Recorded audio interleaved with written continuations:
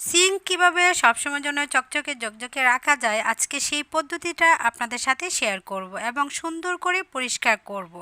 আর পানি আটকে গেলে কিভাবে সহজে পানি ছোটানো যায় সেই পদ্ধতিটা দেখাবো। এখন এই অবস্থায় আমার সিঙ্ক খুবই নোংরা অবস্থায় আছে, যেহেতু আমি রান্না করার পর পরিষ্কার করি নাই। সব কিছু আমি ধুলাই করেছি, রান্না করেছি, এখানে তরকারি জুল লেগে আছে, ময়লা আছে, কোনো ব্যাপার না। এখন আমি পরিষ্কার করে আপনাদের সাথে শেয়ার করব।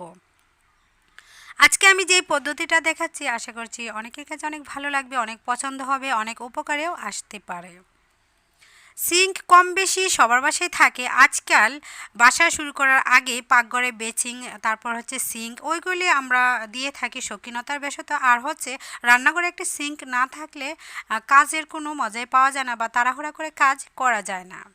সিঙ্ক খুবই নিত্য প্রয়োজনীয় একটি জিনিস, তাই এটাকে পরিষ্কার রাখা আমাদের খুবই জরুরি এবং দায়িত্বর ভিতরে পড়ে।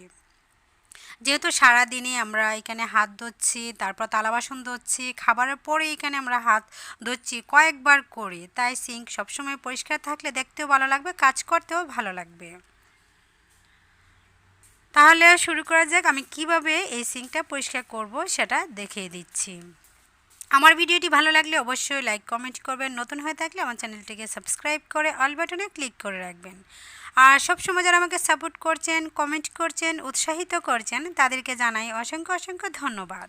সিঙ্ক পরিষ্কার করার জন্য একটি বাটি নিয়েছি, বাটিতে নিয়ে নিচ্ছি লবণ, 1 চা চামচ পরিমাণ লবণ নিয়েছি। সেই সাথে নিব আরেকটি উপাদান, সেটা হচ্ছে টুথপেস্ট। টুথপেস্ট আপনি যে কোনো ব্র্যান্ডের যে কোনো কোম্পানি নিতে পারেন। টুথপেস্ট দিয়ে ক্লিনিং কাজ করলে খুবই চকচকে ঝকঝকে হয় আর পরিষ্কার রাখা যায় অনেক দিন পর্যন্ত। আমি আরও অনেক ক্লিনিং কাজে ব্যবহার করেছি টুথপেস্ট। চুলা কীভাবে পরিষ্কার করা যায়, ইন্ডাকশন চুলা কীভাবে পরিষ্কার করা যায়, ওইগুলো আমি দিয়েছি, চাইলে ওই ভিডিওগুলি আপনারা ভিজিট করতে পারেন। এখান থেকে আমি সামান্য পরিমাণ টুথপেস্ট নিয়ে নিচ্ছি, নিয়ে তারপর লবণের সঙ্গে মিশিয়ে নিব, মিশিয়ে তারপর বেসিনটা পুরোটার মধ্যে লাগিয়ে নিব। আজকে ভিডিওটি না টেনে শুরু থেকে শেষ পর্যন্ত দেখবেন, তাহলে আপনিও পারবেন খুব সহজে সিঙ্ক পরিষ্কার করে নিতে। আমি এখানে যেহেতু মেশিনে লাগানো টুথপেস্টটা বের করতে পারছি না, খুবই কষ্ট হচ্ছে বের করা, তারপরে সামান্য পরিমাণ বের করে নিয়েছি। এখন এটা লবণে দিয়ে দিব, তারপর মিক্সড করে আমি দেখাচ্ছি। টুথপেস্ট এখানে আমি 1/2 চা চামচ হবে না নিয়ে নিয়েছি। এখন বেশি দেওয়ার কোনো প্রয়োজন নেই, লবণের পরিমাণটা বেশি দিবেন। সামান্য পরিমাণে এখানে পানি দিয়ে নিচ্ছি, নিয়ে তারপর লবণ আর টুথপেস্ট ভালো করে মিশিয়ে নিচ্ছি।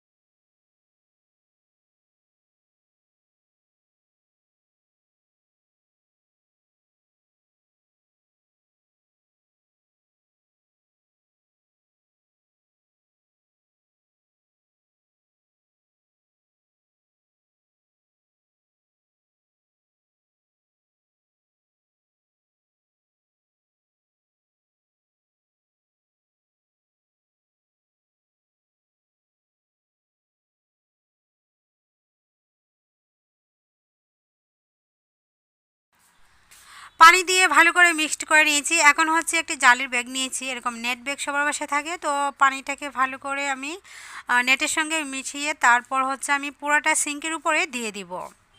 দিয়ে কিছুক্ষণ অবশ্যই অপেক্ষা করবেন, তাহলে দেখবেন ময়লাটা অটোমেটিক উঠে আসবে আর কালচে ভাবটাও দূর হয়ে যাবে।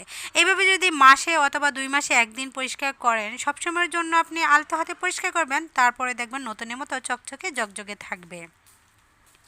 অনেক সময় দেখা যায় আমরা সবসময় পরিষ্কার করে থাকি, তবে এরকম ডিপ ক্লিন করে পরিষ্কার করি না, সেক্ষেত্রে কিন্তু এত সুন্দর পরিষ্কার থাকে না। তো এইভাবে পরিষ্কার করে দেখবেন সবসময়ের জন্যই কিন্তু চকচকে ঝকঝকে রাখতে পারবেন।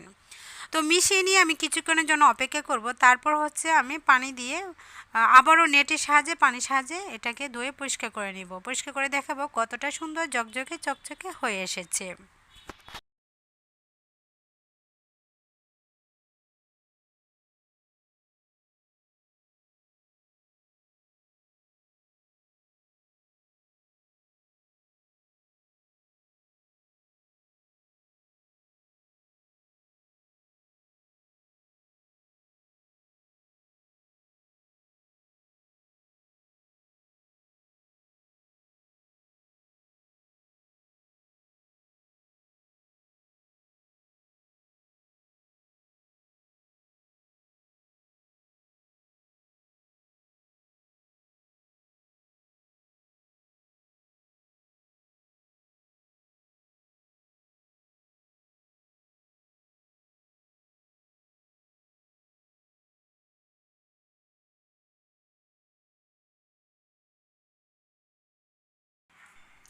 পানি যাওয়ার যে ছিদ্রগুলি ওইখানে একটু ভালোভাবে ঘষে নেবেন। লবণ আর হচ্ছে টুথপেস্টের পেস্টটা দিয়ে ভালো করে ঘষে নেবেন।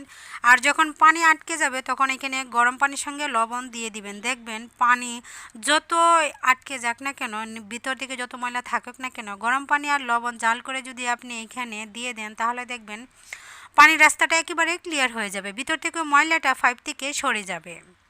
অনেক সময় দেখা যায় প্রচুর পরিমাণে আমরা যখন মাছ ধুয়ে থাকি বা থালা বাসন ধুয়ে থাকি, তৈলাক্ত জিনিস ভিতরে লেগে থাকে পাইপের ভিতরে, তখন পানিটা সহজে যেতে চায় না। যদি আপনি গরম পানির সঙ্গে লবণ মিক্সড করে পানি ফুটিয়ে এটার মধ্যে দিয়ে দেন তাহলে দেখবেন একেবারে ক্লিয়ার হয়ে যাবে। দেখুন আমার বেসিনটা প্রথম অবস্থায় কেমন ছিল, তো ভালো করে আমি লবণ আর টুথপেস্ট দিয়ে মাখিয়ে নিয়ে কিছুক্ষণ অপেক্ষা করে ঘষে পরিষ্কার করে নিয়েছি। এখন অনেকটাই পরিষ্কার হয়ে গেছে, একেবারে নতুনের মতো চকচকে ঝকঝকে দেখাচ্ছে। তো সবসময়ের জন্য নতুনের মতো রাখতে পারবেন যদি মাসে 1 মাসে 2 মাস পর পর এরকম করে আপনি বেসিংয়ের পরিচর্যা করেন। আমরা সবসময় পরিষ্কার করি থালা বাসন দেওয়ার পরে সামান্য পরিমাণ ঘষা দিই, কিন্তু এভাবে যদি আপনি মাসে একবার এভাবে পরিষ্কার করার পর প্রতিদিন আলতো হাতে ঘষেন তাহলে দেখবেন খুব সুন্দর চকচকে ঝকঝকে থাকবে। তো আজকের মতো বিদায়, সবাই ভালো থাকবেন, সুস্থ থাকবেন, সবাই সবার জন্য দোয়া করবেন। আল্লাহ হাফেজ।